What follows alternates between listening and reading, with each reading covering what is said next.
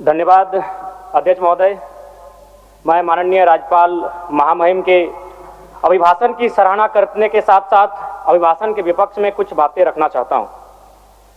माननीय राज्यपाल के अभिभाषण क्रम संख्या 6 में केंद्र सरकार से 1,36,000 करोड़ वापस लाने की बात कही है और सही भी है, और हर एक राज्य को उसका बाकी पैसा मिलना चाहिए, उनका हक मिलना चाहिए। लेकिन अध्यक्ष महोदय, मैं आपके माध्यम से सरकार से पूछना चाहता हूं कि राज्य के सभी बैंकों ने मिलकर 2019 से 2024 तक 5,55,018 करोड़ रुपए दूसरे राज्यों को भुगतान करने का कार्य किया है।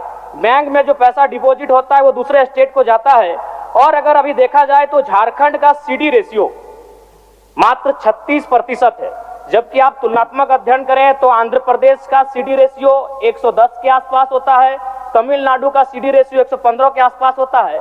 अगर और सबसे महत्वपूर्ण बात कि बैंकर समिति के अध्यक्ष माननीय मुख्यमंत्री होते हैं, अगर इस पैसे को हम लोग बचा के अपने राज्य में ले आते हैं तो लोन के माध्यम से यहाँ के युवा, यहाँ के महिलाओं को अगर निर्गत कराते हैं तो बहुत बड़ी समस्याओं का निदान होगा। इसलिए मैं चाहता हूं कि सत्ता का ध्यान इस ओर आकृष्ट हो।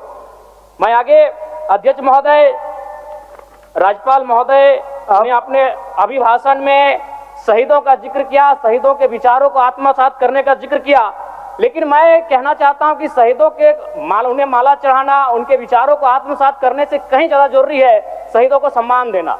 मैं एक झारखंड, चूंकि माननीय मुख्यमंत्री भी झारखंड आंदोलनकारी के सुपुत्र है, आज वो मुख्यमंत्री हैं, मैं भी एक झारखंड आंदोलनकारी का बेटा हूं, आज मैं विधायक के रूप में आपके बीच हूं, लेकिन आज असंख्य झारखंड आंदोलनकारी के परिवार है जो अच्छत विच्छत हो चुका है। इसलिए मैं चाहता हूं जिस प्रकार एसटी आरक्षण, ओबीसी आरक्षण और एससी आरक्षण, ईडब्ल्यूएस आरक्षण के साथ झारखंड आंदोलन की लड़ाई लड़ने वाले आंदोलनकारियों के परिवार को, आश्रितों को 5% आरक्षण की व्यवस्था की जाए, ये मैं सदन से मांग करता हूं। अध्यक्ष महोदय, थोड़ा सा और समय लूंगा। अब हो गया जयराम, जब सरकार का उत्तर होना है, अब सरकार फिर बाद में फिर सेकंड पारी में मौका मिलेगा। मान्यवर 30 सेकंड, मान्यवर 30 सेकंड।